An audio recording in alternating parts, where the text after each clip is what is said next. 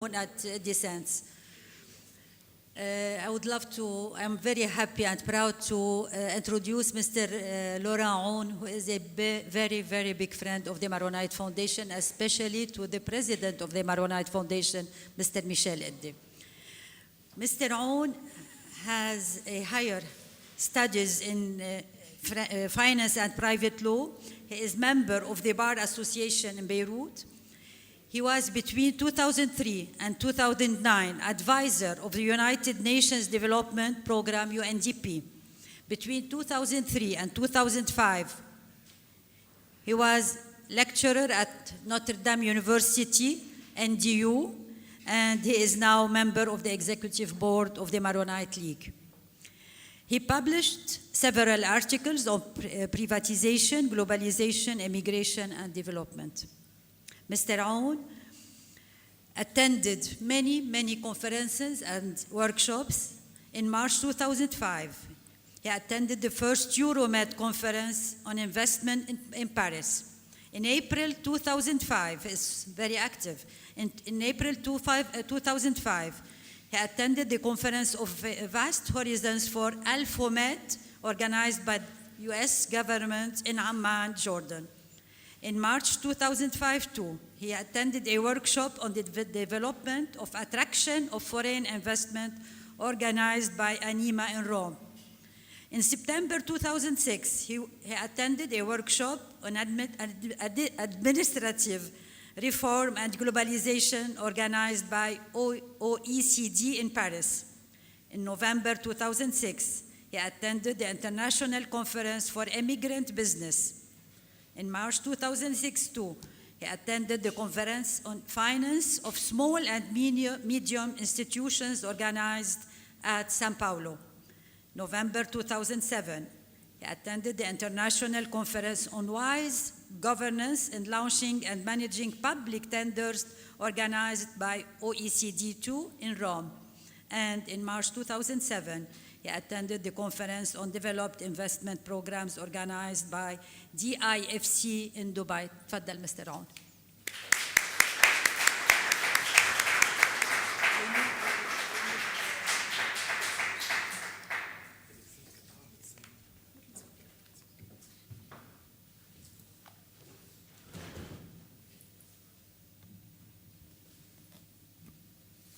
Good morning, everybody. I'm very happy and touched to be with you here for the third year after the establishment of the Maronite Academy initiatives. I can see that every year the number of students attending and willing to attend the course is becoming higher and higher. So I'm sure that every one of you who came here already win a big challenge. A big challenge by attending courses via the internet and then studying and then doing exams and then passing the exams and then coming to Lebanon during summer. I think that this already we can see how interested you are in knowing more about the Lebanese immigration and about your roots. And actually, what I would like to tell you is that the Maronites, it's not only a spiritual rite, it's as well a way of living. And one of the main aspects of the way of living is facing challenges, like what you did when coming here, facing challenges. We don't raise our arms easily. We always face all the challenges. And what you did is facing challenges. So that's why we should not worry. We know that, there is some kind of, let me say, maybe conspiracy against the Lebanese immigrants scattered all around the world. But I am sure with our willing to face the challenges, we will be able as well to reconnect the local Lebanese with immigrants and be able to give you all your rights, all your natural rights, because if they will not give it to us easily, we will take it in any way.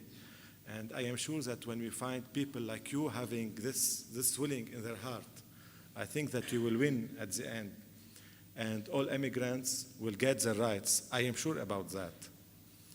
Because actually, no matter how they try to disregard your efforts, to disregard your potentials, one day or another, you will be back in the map of Lebanon. Because, as you know, the Maronites in Lebanon, they were through many, many hard periods since hundreds and hundreds of years. I'm sure you went to Wadi Kanubin, right? You went there. And you saw how much your ancestors, the patriarchs, the leaders in the area, the citizens, how many wars they faces. And at the end, with their willing to face the challenges, we are still here. And in the contrary, we were able to go from one region to one region and to be present and spread all over of Lebanon. So I am sure that with your willing to face the challenges, we will have no problem. Actually, since we are trying about the aspects of Maronites, it's not only challenge. Maronites as well, they live in modesty. And as Maronite, we don't have this culture of living like very rich people, because Marmaroun, who established this community, he lived in a very, very, very simple and modest and decent way. And one of the main aspects as well of living as a Maronite is to love the country, having a clear relationship with the ground. Because as you know, the ground, when you are connected to the ground, you become very decent. Because the ground, you give her, she gives you. You be good with her, she gives you good agriculture. So let's go back as well to live as a Maronite in a way of living, not only in some spiritual rites that we see in the church. Now I will start my course. My course, it's about the economic aspects as well of immigration. Because as you know, now immigration, it's not only about Tabbouleh and about Dabke. Lebanese immigration, it's becoming a whole economic culture. You know how much Lebanese immigrants are sending money to Lebanon on a yearly basis? They are sending around $8 billion US. $8 billion US sent by immigrants to Lebanon. And this account around 22% of the GDP. Yani 22% of the economy is made from money transferred by the Lebanese immigration. Now let's discuss little about this issue. It is an advantage or disadvantage to Lebanon. Some people, they believe that it's full of advantages because it's giving a lot of foreign exchange money to Lebanon. Some people as well are saying that, the second big amount of money from foreign exchange is coming from tourism. And who are the tourists? Most of them are the immigrants. They are saying as well, people from this school, that the main sectors who are giving money, I'm talking in a simple way so that we can understand each other. The main sectors that are giving revenues to the country are telecommunication and transport. And who are the people who are activating these two sectors? Who are the people who travel the most and who communicate the most? They are mainly the immigrants. So they see that it's full of advantages. Some other people, some other school, they say, no, it's a catastrophe. Lebanese immigration is a catastrophe. on the Lebanese locals. Why? Because they believe that the rating alarm of immigration is no longer only decreasing the unemployment rate. No, it's the immigration rate is so high that the country is becoming full of old people. We don't have youth anymore. And a country without youth has no future. So we have two different schools talking about the impact of Lebanese immigration on local economy. Actually, without going into details analyzing which opinion is right or not, what I can tell you, what I am 100% sure is that Lebanon is not taking advantage from its huge potential scattered all around the world. If I want to describe little the potential of Lebanese immigration or the relationship between Lebanese immigration and our local economy, we can talk about three main channels. Three main channels I can describe the relationship. The first channel is remittances, يعني in Arabic, يعني in another way, the money sent by immigrants to Lebanon. This is the first channel. Second channel, the immigration of human skills from Lebanon overseas. And the third channel, the investments, the business, the projects made by Lebanese abroad in Lebanon. Let's talk about the first channel. As I was telling you, the amount of remittances is actually $8 billion, which is equal to 22% of GDP. Let's discuss little where is this money going? $8 billion, where are they going? The big chunk of this money is going to Lebanese banks. They are deposited in Lebanese banks. What are Lebanese banks doing with this money? They are mainly buying bonds. يعني they are mainly giving this money to the government to pay its debt. So if you want to talk indirectly, the immigrants are the people who are indebting the government. The reason why the government, the Lebanese government, is standing on its feet, it's because the immigrants are sending money to Lebanon, to the banks, and these banks are giving the money, they are indebting the government.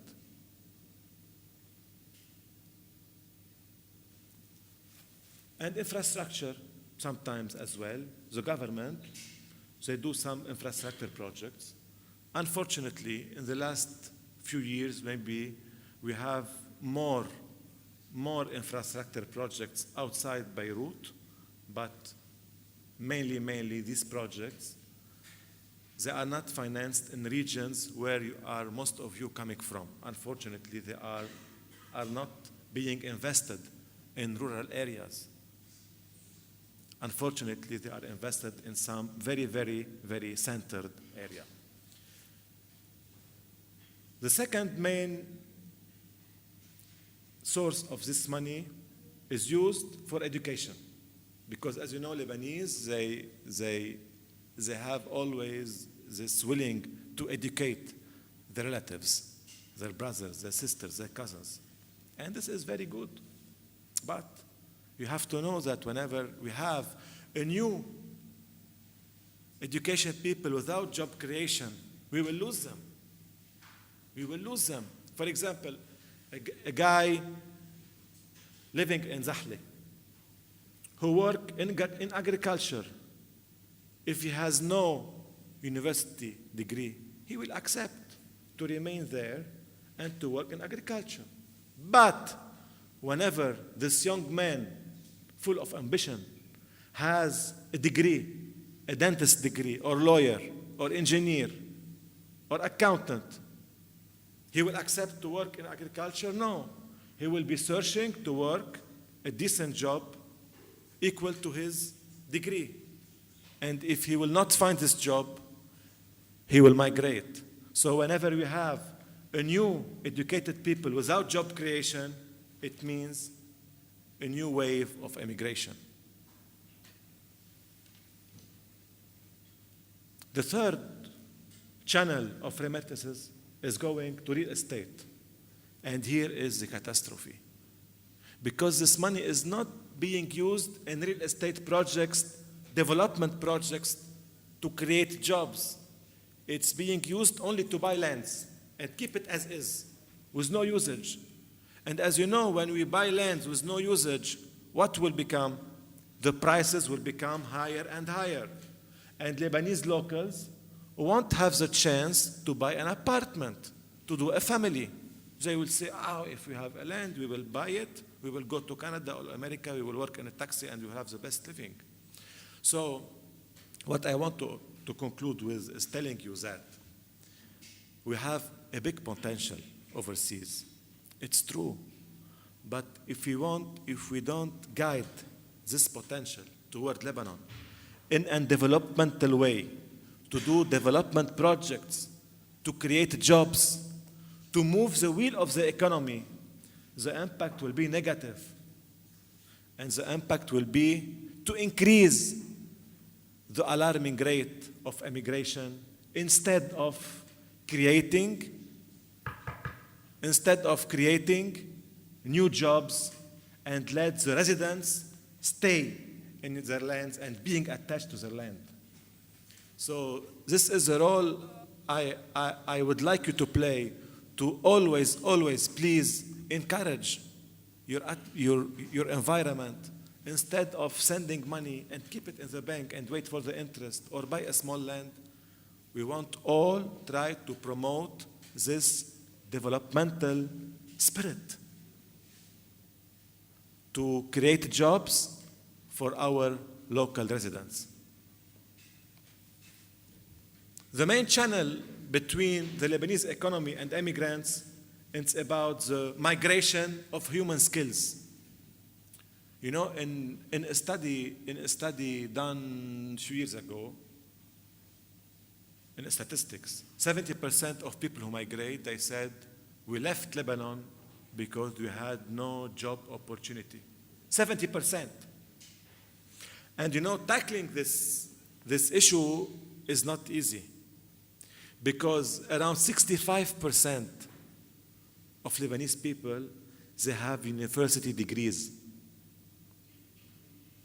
Yani, in Lebanon, we need every year around 45% new job creation to be able to absorb these new university qualifications. Whereas in Lebanon, for the time being, we only have currently between 16 to 20% new jobs. So we have a gap of 20-25% new jobs. If we don't find it, these people will migrate. So I'm telling you these issues to focus, that we all have to collaborate to promote the developmental project and new investments in Lebanon to create jobs and to stay in our land. Because at the end, if all the youth will migrate, people will be only for the old people. And it's not healthy at all. The third main channel, it's about real investments coming from Lebanon, from overseas to Lebanon. In 2008, in a study done by some international organizations, they found out that the amount of investment sent from abroad to Lebanon is $1.2 billion made in tourism, in industry, in IT, in agriculture. You know, out of these $1.2 billion, what is the amount sent from immigrants? 50 million. 50 million only out of 1.2 billion US dollar, 50 million were sent by immigrants to be used in real investment projects to create jobs. Yani if you think about the big potential, 8 billions being sent to Lebanon, and only 50 million out of this 8 billions were used in real projects, real investments, we find out that there's a problem. Why? Imagine if out of this 8 billions, 500 millions were used, not only 50 millions. As you know, each $1 million will create 100 jobs. And can you imagine what is the difference that Lebanese immigrants can do? They can do a lot. We can do together a lot. And I am sure that with you guys coming here, we can do a lot.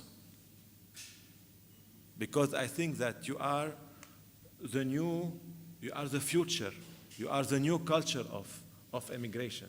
It's your role to do this. It's your role to tell to immigrants that immigration is not anymore a tabbouleh and a dabke and to take some photos to put it on Facebook. No, the immigration is a new, sophisticated school with interrelated numbers in economics and in finance. I would like to have a communication with you so you can start asking questions, and in my answers as well, I will elaborate in new ideas. Please.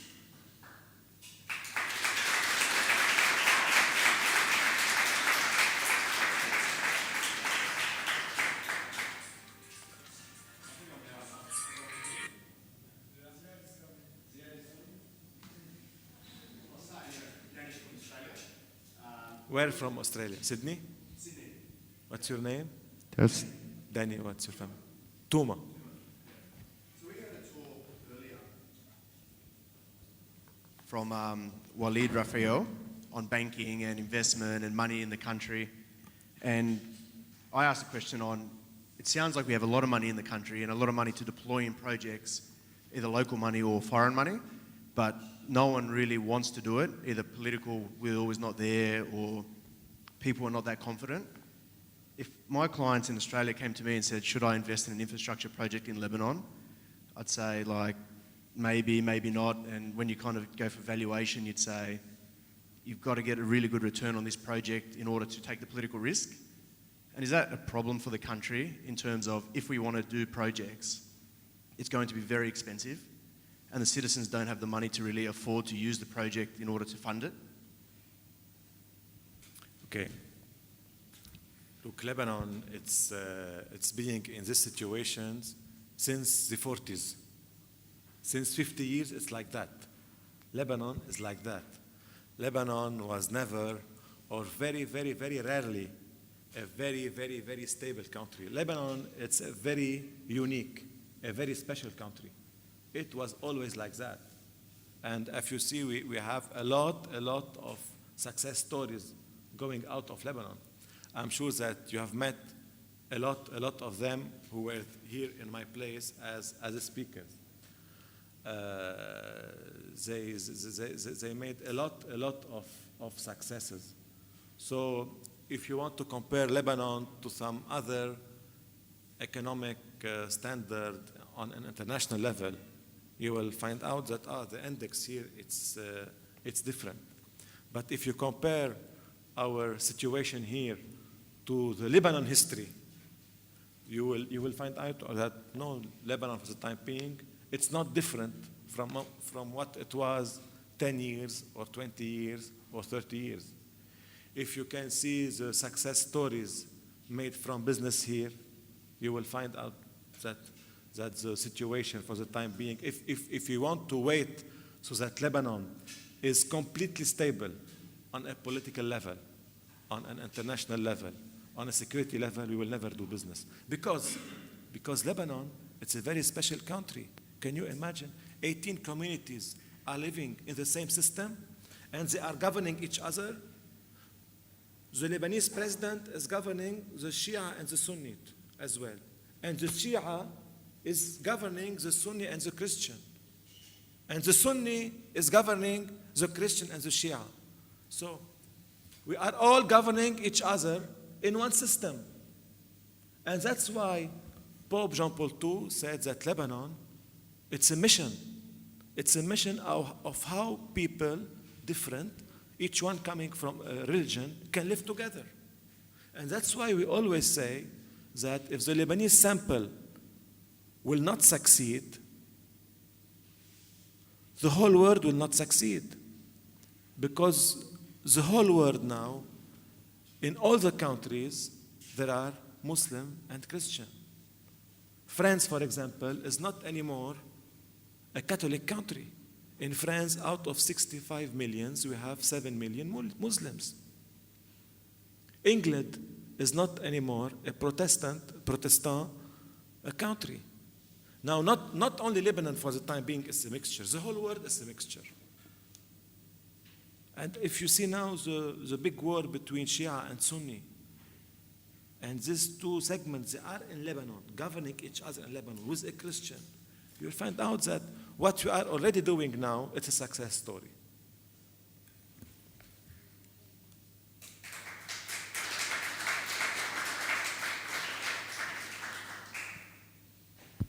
Hi, my name is Tony from Toronto, Canada.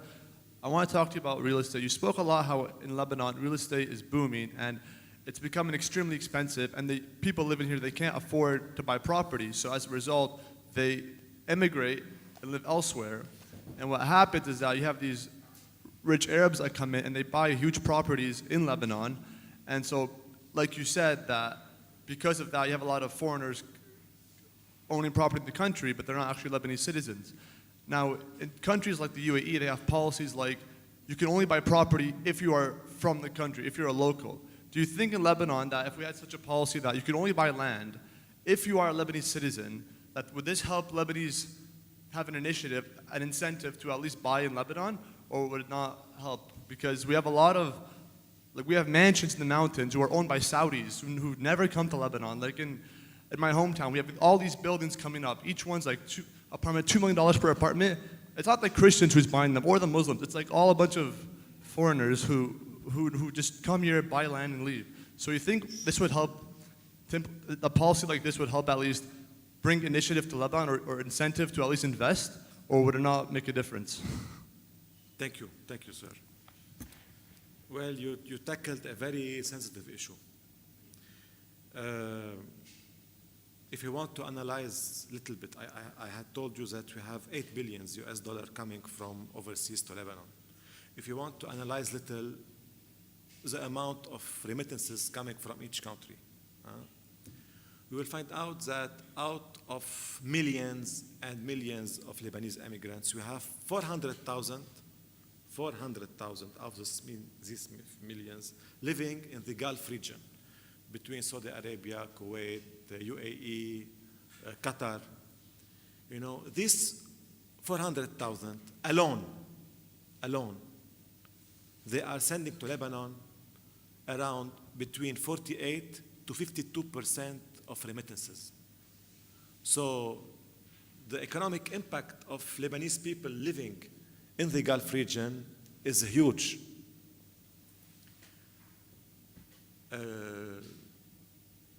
Look, I'll tell you something about the foreign ownership of lands in Lebanon.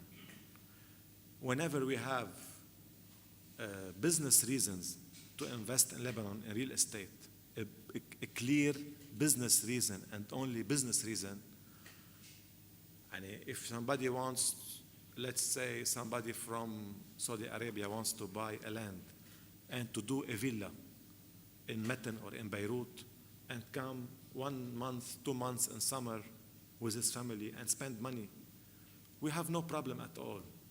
The problem is when people are buying huge spaces not for business reason, for demographic reasons.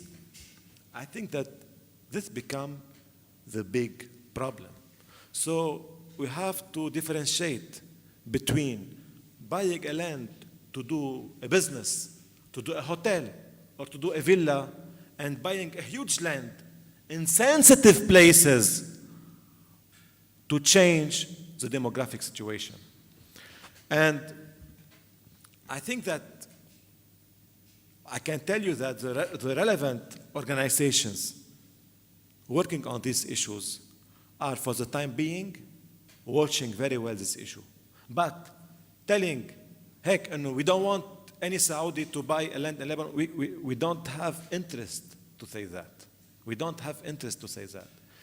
Because now, since 3 years, the Gulf citizens are not coming to Lebanon anymore, and we already felt a lot of damages in this issue. So no, we have interest to let everybody come, buy land in Lebanon, but to invest or to buy a villa and come with the family in summer, not to have some ideas about demographic changes. Thank you. You are welcome. Please. Could you please introduce me with your names and where are you coming from?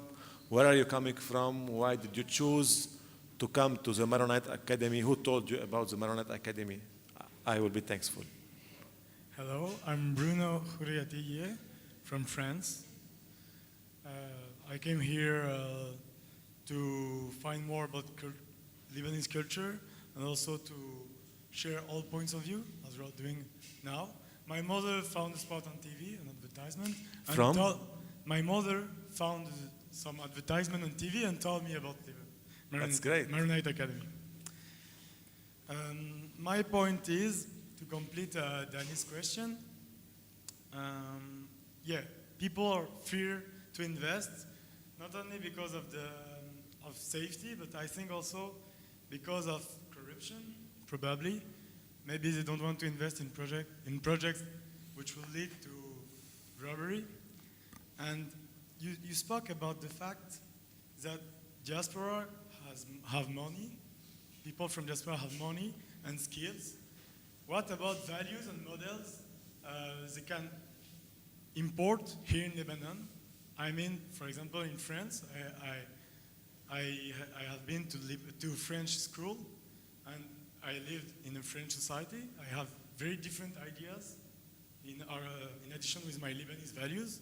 So I think that I have points of view, and it's true for many people here, maybe everyone here. So why don't you think that maybe we can also bring, the reverse way, we can also bring back models to build another Lebanon in which we can invest properly later. I'm sorry, but I think that investment is not first.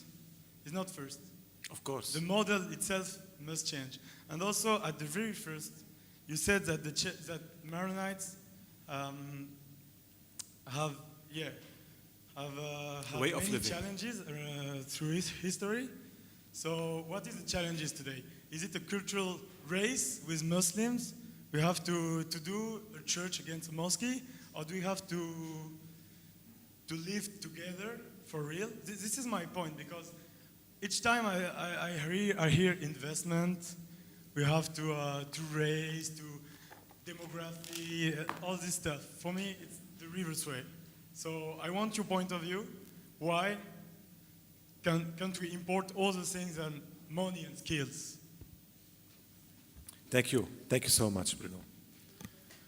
Actually, I will start with the last part of your question, and I will go back.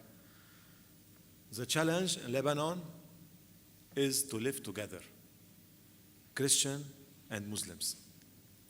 We were made to live together.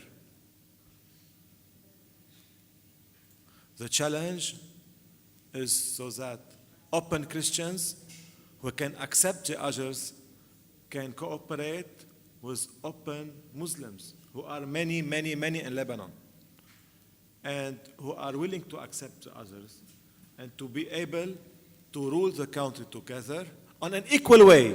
And this is the problem, on an equal way to save our country. Because, as you know, Muslim Lebanese are different, and that's what always Minister Michel Edde, the president of the foundation, he always say it to me. He always tell me that Muslim Lebanese are different, are very different from all Muslims in the world. And Christian Lebanese as well are different from all Christians in the world. Do you believe that a Muslim Lebanese is very similar to a Muslim in Gulf region? No. And Christian as well. Do you know that a lot of open Muslim people, they put the Christmas trees in their house before us? Do you know that a lot of our tradition as Christians, we took it from the Muslims? Why? Because we spend the good days together, we spend the bad days together. We all have holidays during Christmas, Muslim and Christians. We all have holidays during Ramadan, Muslim and Christians. So we have a lot of things in common all together. And I think that our main role is to show the world that Muslim and Christians, they can live together. Now the problem is that the challenge is that we all accept to live together equally, because Christians, they will not accept to live in Lebanon as a second-degree people. It's either we live equally with the others, or there will be a problem. This is the main issue. Living as second degree in the public administration, in the government, in all kind of special places, we will not accept it. And that's why we are trying to tell to our Muslim partners and brothers, we want to live with you in a peaceful way. We want Lebanon to be as a sample for everybody, but at the same time, we want to live as equal with you. Now, the first part of your question, it was about the Lebanese culture.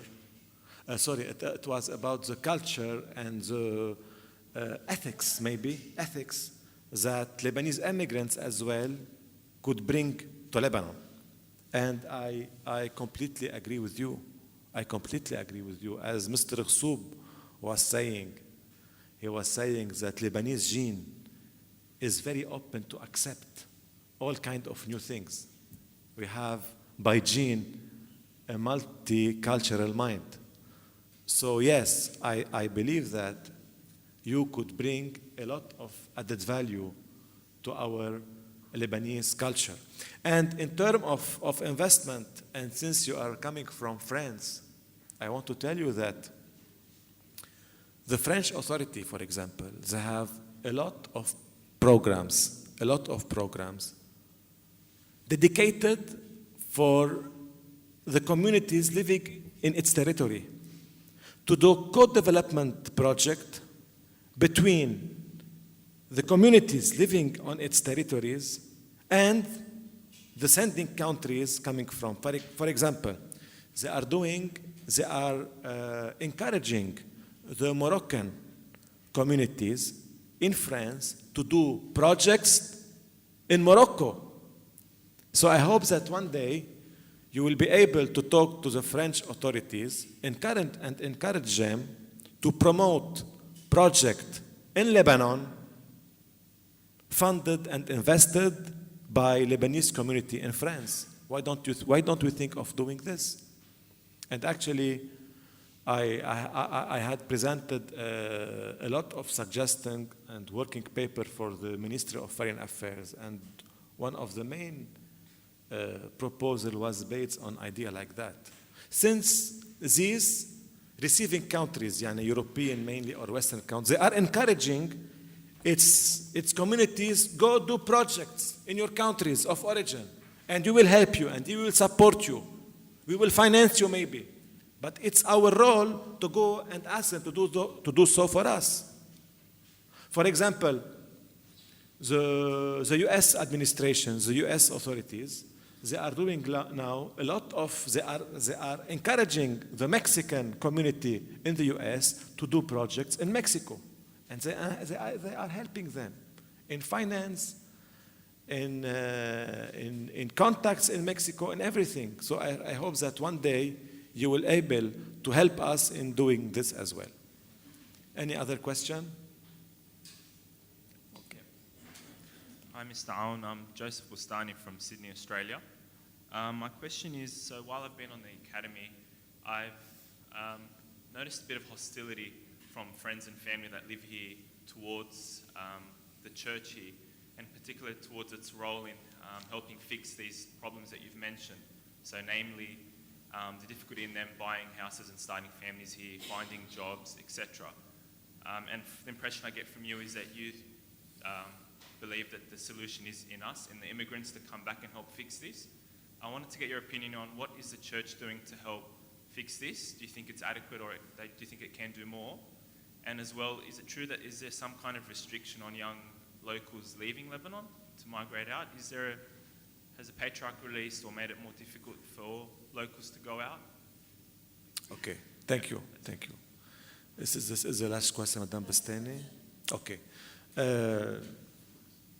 Look, we have always in Lebanon a misperception between the church and the government. A lot of us, and maybe I'm one of them, sometimes we believe that church should solve any problem. Any problem for the country, for the Christians, it should be solved by the church. Because in our mind, in the history, the church, it was behind the establishment of this country. But we should know that the church is not the government.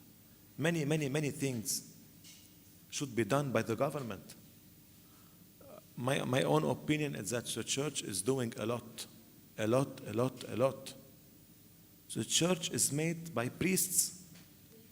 They are not financial people, they are not lawyers, they are not engineers, it's made by priests maybe, mainly. So the church, through its appreciate abroad, they are doing a lot. But we, as civil citizens, we have to propose for the church projects. And myself, on my personal level,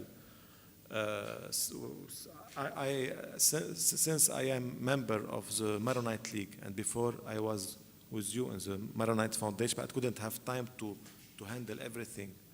So I focused on the Maronite League, but I'm still very good friends for the Maronite Foundation. Myself, in the Maronite League, I proposed a project to be backed up by the church, and I got from them 100% backup. 100% backup. But to expect that we have to stay in our house and always wait for these priests to solve all the problems of the Christians. Yes, they are doing too much. They are building apartments. They are doing some kind of insurance companies. Now the church it's becoming into an institution. So a lot of things are underway to do. Actually, thank you very much. I believe for the third year.